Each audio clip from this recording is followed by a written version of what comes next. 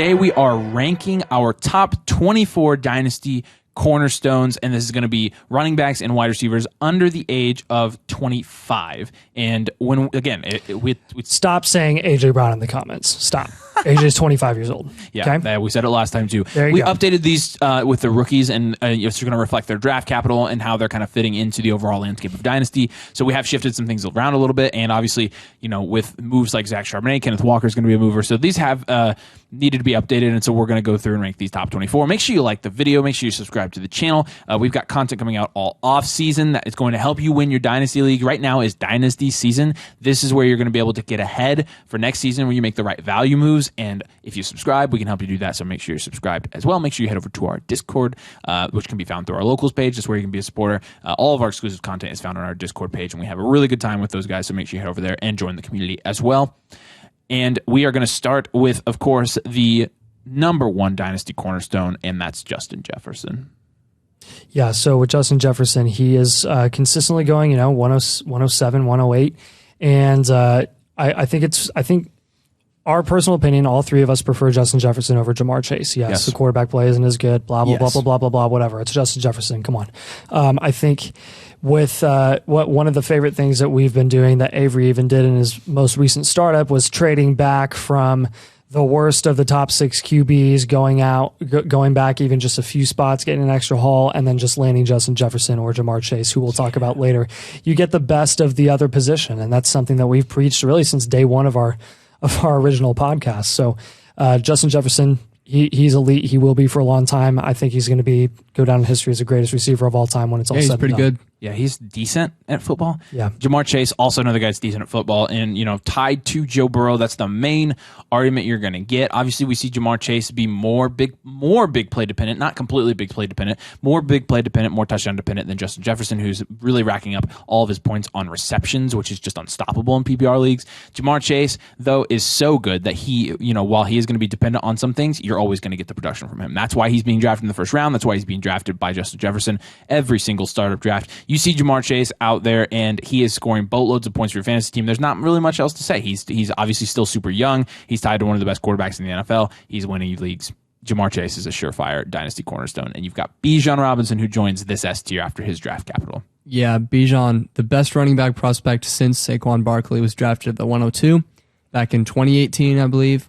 And he will be the offense for the Falcons this year. Yep. I don't care what you say. Desmond Ridder is not good. I really hope he doesn't prove us wrong, because then we'll... No, I don't think any of us think he's good. And we would know because we're professionals. So Drake London, Kyle Pitts, we get it. They're good. They have no quarterback to get the ball to them. You know who is going to get the ball behind center? Joe. Bijan Robinson. There you go. And he is going to be so good this next year. There's a lot of people who know what they're talking about, say he's a candidate to get 1,800, 1,900 yards just rushing this year, not counting what he does in the receiving game, which he will do. So absolutely deserves to be in this S tier. You feel completely comfortable building your Dynasty team around him. Yeah, absolutely. Yeah. Garrett Wilson. Garrett Wilson is our... Awesome. What is he? Our third favorite receiver here. And Yes. I mean, we're calling our shot here. We think... From a from a production standpoint, from a talent standpoint, from a long-term standpoint, he's quarterback proof. Yeah, there was question marks after Aaron Rodgers. Who knows how long Rodgers is going to be there in New York? Look what Garrett Wilson did without him. Literally no quarterback. Yeah. No quarterback. There's zero. Like they would have been better without a quarterback. So Rookie of the year? I don't think it's a question. Yeah, he was Rookie of the Year.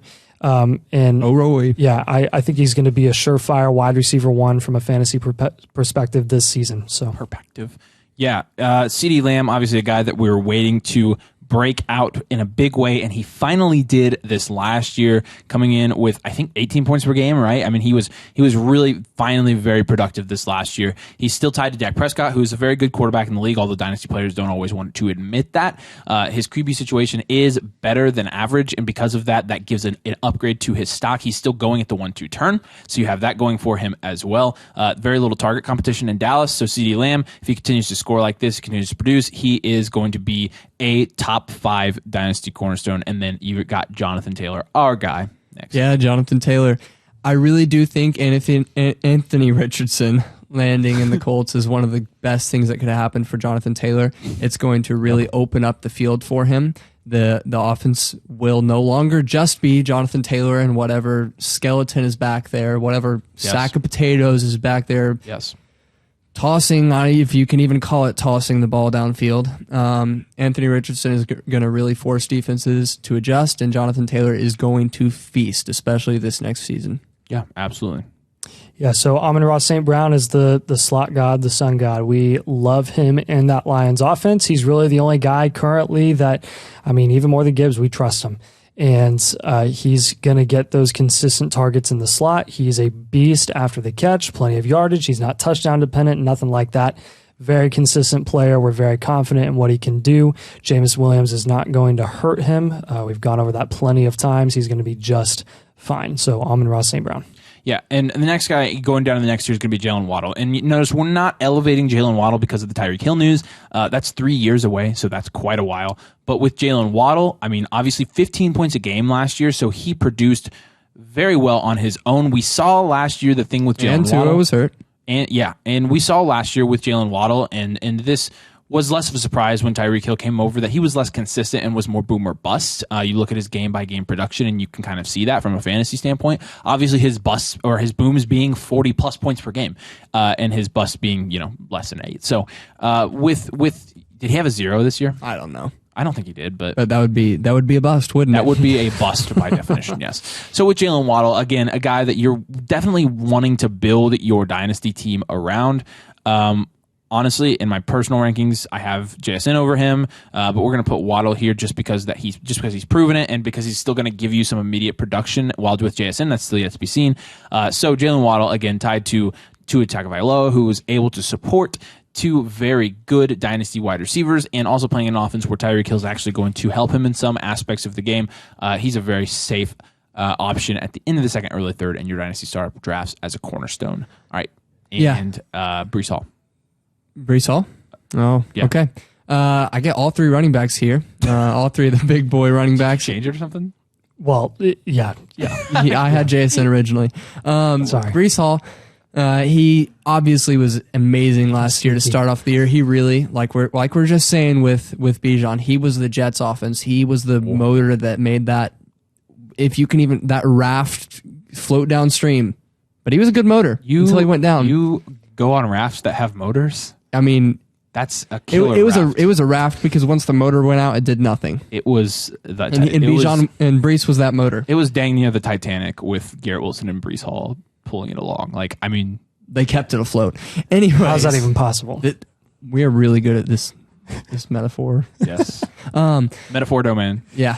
They were the Breece Hall, door. and I get he shut up. Sorry. Breece Hall had a bad knee injury last year.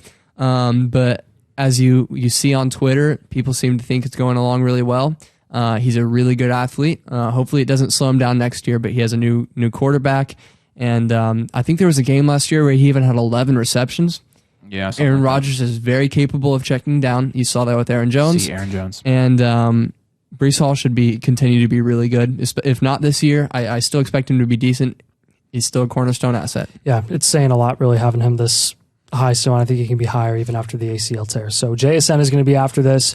Honestly, I think, again, we kind of flip him around with the guys in this tier, but I think he belongs here back-to-back with Gibbs from a draft capital perspective and just where he's going in startups. But with JSN, there's nothing much more we need to say. We talk about him all the time. He's going to be a slot god. He's going to command targets there. He's going to do plenty of things in that Seattle offense with Geno Smith. He's going to be a great, easy target. I think he'll produce at a fine level this year, not super elite level his freshman season probably, but or fresh rookie season. Yes, he's elite in our eyes long term.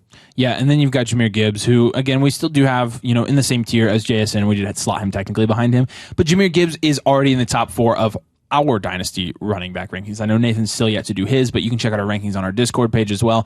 And with Jahmyr Gibbs, I mean, look, there's some uncertainties with ETN. There's some uncertainties with Kenneth Walker. Now he's jumped up this high, and he is approaching those top 3 running backs. He honestly is. When you talk about Breece Hall has some questions. Jonathan Taylor, people want to say he has questions with Anthony Richardson. We personally don't think so.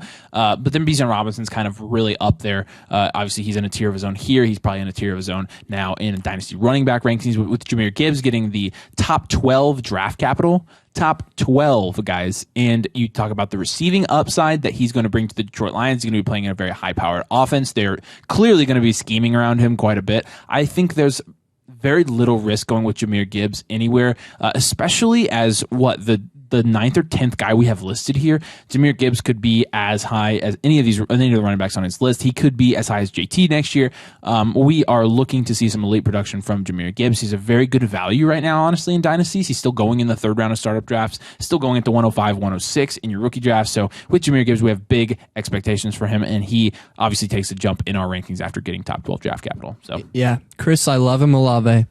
Still only 22 years old. Olave Garden. Sorry, continue. People say he's old. He had a late declare, but he's still only 22 years old. He'll be 23 at the start of the next season. He had a brilliant start to his NFL career. Still had 1,000 yards as a rookie with Andy Dalton throwing to him, 13 points per game. And I know that Derek Carr is not necessarily that much better than Andy Dalton. Neither of them are great, but look what Derek Carr just did last year with Devontae Adams and the year before with Hunter Renfrow. He's supported wide receiver ones in his past, and this will, I get it, he has a short career, but this will be the best QB Chris Olave has had in his career because he's already had multiple guys throwing to him. Yep. And I really do expect him to come out and give us 14 or 15 points per game, and at 23, you're loving that. Yeah. Chris Olave, I love him. Yeah. Kyle Pitts is going to be our next guy. He's we got to admit that he's still a cornerstone asset that you can rely on. Saw what he did as a rookie. And he struggled with injury. Yes, they brought in Bijan Robinson. Yes, they have Drake London. Could that take away from Kyle Pitts' production? Yeah, sure. Absolutely. But again, in a tight end premium league in such a bare landscape with the type of prospect that Kyle Pitts was coming out of college, there's very little risk in taking him at his current price. And, I really like him in this tier. So yeah, absolutely. And then we've got Devonta Smith. This is the guy last year we were telling you, we were screaming at you to buy. And if you did, now you've got huge payoff coming your way. But with Devonta Smith, we rank him over guys like Drake London. We rank him over guys like T. Higgins because he came out and produced as a top 12 wide receiver in fantasy. This year, he was on the best offense in the NFL in the Philadelphia Eagles. What's that, a W? W, yeah. And he, again, alongside A.J. Brown, had a monster year. So we are going to be putting him here. And Devonta Smith right now, look, I don't see him as long as he's playing with A.J. Brown getting higher in value than he is right now. However, he's fairly value insulated. He's still a young receiver. He's still playing with Jalen Hurts. They're still going to have him very involved in the offense, and obviously he's a very, very, very talented receiver. So we like Devonta Smith here, and you've got Drake London. Yeah, Drake, I love him, London. My gosh, dude. It's kind of funny that no, it's not. You're not funny. That's not funny at all. The Falcons picking Drake London at the 108 last year and Bijan Robinson at the 108 this year. Drake London with yeah, okay. Drake London again had a really respectable rookie year, just like we were saying last year with Devontae Smith. Buy him. He had 800, 900 yards as a rookie. Historically, that is just really, really, really good. It doesn't happen very often, and here he is, Drake London, giving us 866 yards as a rookie. And I know his quarterback situation hasn't gotten much better, but the Dynasty community seems to be with us on this one. We're not fading Drake London here. He's still really young, and he has a lot of time to get a new quarterback behind him. Absolutely. So dropping down to the D tier here, we've got T. Higgins, who wide receiver 2 in his own offense. We know how it goes. Definitely like his. His potential when he's on the field. Honestly, I kind of like it more when he's on the field with Jamar Chase now. We thought that we would like it more once Jamar Chase got hurt. We were like, oh, let's go. This is T. Higgins time. And honestly, Tyler Boyd just kind of took that role, and T. Higgins didn't really do much more at all. So I think T thrives as a wide receiver too in that Cincinnati offense. And, if he were in a different position, how would he do in fantasy? Potentially better, but it is what it is, and we're going to have to live with it. I think T. Higgins is a significant number of tiers down from Jamar Chase, obviously, and this is why he's lower on our cornerstone assets. I know Simon's a bit higher on him than we are, but We're going to stick with him here in the D tier for now. There's absolutely an argument to have him a tier up with all these other receivers, but we're going to stick to our guns, call our shot. I think T's ceiling is just a little bit limited. Yeah, and so moving on to Travis Etienne, if you asked me a year ago where he'd fall in this rankings, I would guess that he was going to be higher. Yep. Like but you have to look at the hard truth with Travis Etienne and his production last year. He was in PPR leagues, which, again, talking about a guy that is very good at receiving, or he's known for his receiving skills, you'd expect him in PPR leagues to have done pretty significantly well, given that he played pretty much the whole year. He was the RB17. So, I mean, I think that's what we would describe here at Dynasty Domain as mid. And given that, I mean, looking even at his game log, obviously he had some games in the middle of the season, 18 points, 25 points, 26 points. But after that week 9 game where he had 26 points, he only had one game over 15 points after that, and that was in week 17. And it's tough. Yeah, I mean, it honestly is. When you look at his targets, like year over year, he reached 5 targets twice. Travis Etienne, from a points per game standpoint, I think he underachieved given what we were expecting from him last year. He had 12 points per game, which really isn't anything that special.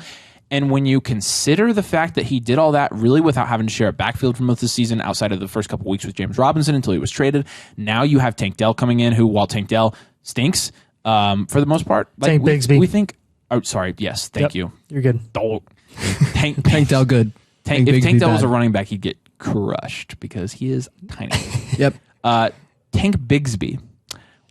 He is going to be coming in, and they definitely did not draft him to do nothing. So he's going to have some role in that offense, and while I don't think he's going to be anything that's going to be fantasy relevant, I think he absolutely has the potential to have the impact on Travis Etienne to make him even less fantasy relevant than he is now. Now, can we see that flash from Travis Etienne still? Absolutely. He's very young. He has that receiving upside. It's all dependent on how they use him. A lot of people were claiming that he'd get sucked up into the Doug Peterson committee backfield, and honestly, this could happen. And given the fact that he owned that backfield for most of last year, he's already 24, he's already played 2 years in the league, and his highest production finish has been running back 17.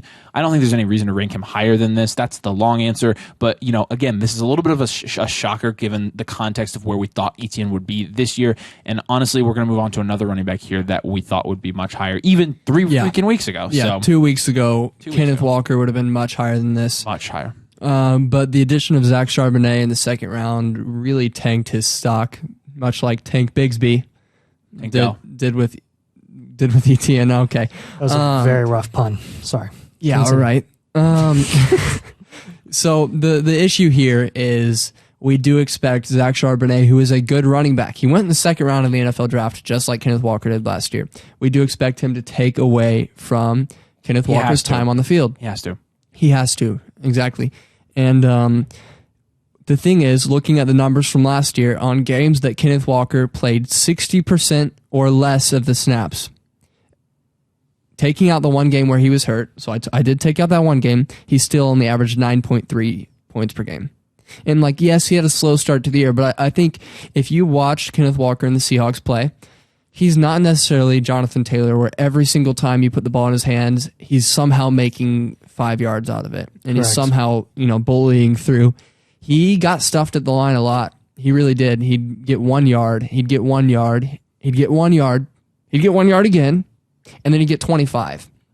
And I think for him to do that, he needed quite a bit of volume. And when you add 2 running backs, you don't get as much volume. And I trust Pete Carroll to still use him well because they have them both for a reason.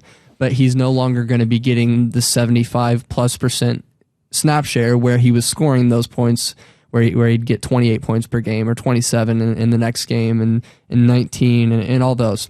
So we got to knock him down until we find out what happens this next season. Yeah, absolutely. Yeah, dropping down into the F tier here, we've got just a load of receivers that we don't quite know what to do with because none of them have really produced at an elite level yet. So Treylon Burks is entering a new age for the Tennessee Titans that, hopefully the Titans suck for a while. But this is honestly, for Treylon Burks from a fantasy perspective, this is a win-win and another win for him. With Will Levis coming into this offense, he's got way more passing volume ability, and the Titans didn't draft a relevant receiver. And this just really bodes well for Treylon Burks' ability in that offense. Derrick Henry is still in that offense, yes. That's kind of, I guess, unfortunate in the passing game since they'll probably run the same type of offense where they really, punch it with Derrick Henry and now Tyjae Spears. But I think with as versatile as Treylon Burks can be around the field, I think he's going to do really well with Will Levis, and he's going to come into the season completely healthy. So excited to see what he can do. We think he's a great value right now. Yeah, absolutely. And then Quentin Johnson, a guy that while the consensus is actually fairly low on, we love his landing spot. We love that he's a bigger guy. That doesn't play like a big guy. He's got great speed and agility as well. So we like the skill set. We're going to put him in here in the last tier of our Dynasty Cornerstone rankings. This is a guy, if you were to tell me next year that he was in the top 3 tiers of this, I would not be surprised. I would not. There's going to be opportunity with Mike Williams and Keenan Allen, both having some health issues over the last couple of years. If both of them were to go out, Justin Herbert is absolutely capable of making a stud receiver like Quentin Johnston turn into an elite fantasy option. So if you were to tell me again that he were to have a breakout year and that he were to be looking like one of the better fantasy wide receivers, that's a young guy like this, it wouldn't surprise me at all. That said, we're going to temper our expectations because he is a rookie. We're going to put him down here with the rest of the rookie wide receivers in his tier. Again, lots of room to improve, but that's where we've got Quentin Johnson right now, and then we've also got Jordan Addison down here as well. Yeah, Jordan Addison, Quentin Johnson back-to-back. The thing that we're excited about with Jordan Addison is just look at the wide receiver duos in the NFL over the past few years. You have Chris Godwin and Mike Evans. You have Devonta Smith and AJ Brown, Jalen Waddle, Tyreek Hill, and Jamar Chase and T. Higgins. Yep. And they have all helped each other so much. We saw, I think, 4. Tyler Lockett and DK. There you go. There's the 5th one. I think we saw 5 of those duos all being inside the top 24 wide receivers in fantasy last year. And I had those numbers at some point, and I don't have them in front of me right now. But Justin Jefferson is going to be a top 5 wide receiver in fantasy every single year. Jordan Addison, a very good wide receiver in his own right. Kirk Cousins, he can spread the ball. We saw Adam Thielen and Justin Jefferson, and even what's his name? KJ Osborne at some point, all producing, and I think Jordan Addison will absolutely be better than KJ Osborne, and I think he'll be really good next year. So yeah, absolutely. Zay Flowers is going to be the last guy here. You can interchange these guys, QJ Addison, Flowers. I think the reason we have Flowers, and a lot of people have Flowers on the back end of this, chunk of 3 here of the rookie wide receivers after JSN is going to be because of the landing spot. Not many people are fans of him being paired with Lamar Jackson. Lamar Jackson's rushing upside, his potential ability to get injured with his rushing upside. And I honestly think that with Greg Roman leaving that offense, it's going to look a little bit different. And I think they're going to let Lamar pass it from the pocket a bit more and see what he can do in that game and really try to keep him healthy for as long as possible. Not that they're going to stop him from running because that's what makes him so good, but he also is a very good passer. And I think Zay Flowers is absolutely capable of producing in that offense, and he could easily be over any of these guys in this tier this time next year. Yeah, Jahan Dotson is going to be our next guy here, and Jahan Dotson has as good a draft capital as any of the guys in this tier going in the first round, obviously over to Washington. Not the best situation. And Sam Howell is a guy that a lot of people think we're sleeping on. So maybe Sam Howell takes a step up and really supports Jahan Dotson, who takes a step up and really takes it from Terry McLaurin. But again, until we see that, we're going to have to put Dotson down here. And honestly, Nathan and I specifically are Dotson believers. So I think there's a lot that he showed in his rookie year that he can build on. That said, I think there's a lot of questions, and those are what Simon likes to highlight more. So again, with Jahan Dotson, we'll see next year where he goes in this. But right now, we're going to put him just right on the edge of outside or inside of the Dynasty Cornerstone rankings. And then you've got our last guy in Javonte Williams. Yeah, to finish this up, we have Javonte. Last year, he was viewed as a top 5 Dynasty running back, and the reality is he hasn't done much in the NFL yet. He's flashed. Even the first game of last year, he had 12 targets and 11 receptions. So he absolutely has that upside. We've seen him be a very, very good running back. And I believe before this last year in college football, he had the NCAA record for missed forced tackle percentage. And you saw highlights of him all the time breaking 5, 6, 7 tackles, dragging defenders down the field. The problem is he tore his ACL, LCL, and PCLs. And PCL last year. There's only one more CL and you could PCLs. tear. The only one he didn't tear was his MCL. Yeah. His knee is essentially gone. Yeah. And I get the medical world is incredible, and they have the best trainers and doctors in the world, but just don't expect him to. I don't expect to see him back at full strength, at least, and that's why we're being very, very cautious with him and leaving him all the way down here. Yeah. That's why you could have Swift there, honestly. Yeah. Swift has his own questions, but Yep. All right, let's wrap this up. Make sure again, let us know in the comments how you would change these up. Kindly, we're not really taking a hard stance on most of these guys unless we are, and you'll find out, I guess, if you comment. Except for all of them. If you say AJ Brown, we're not answering your comment. That is true. Don't drop that comment. So now people are going to drop it. People are going to. If you want to drop AJ Brown, feel free. Yeah, especially in like the leagues we play in, we can pick. Well, AJ no, Brown. I meant the comment. AJ Brown. Okay. Yeah. I know what you meant. I was kidding. Make sure you like the video. Make sure you subscribe to the channel. We've got content coming out all off season, so make sure you subscribe to get the latest content from Dynasty Domain. Make sure you head over to our locals page and join our Discord community as well. We have a lot of fun. As always, we appreciate you guys watching. Thanks for joining us, and we'll see you later.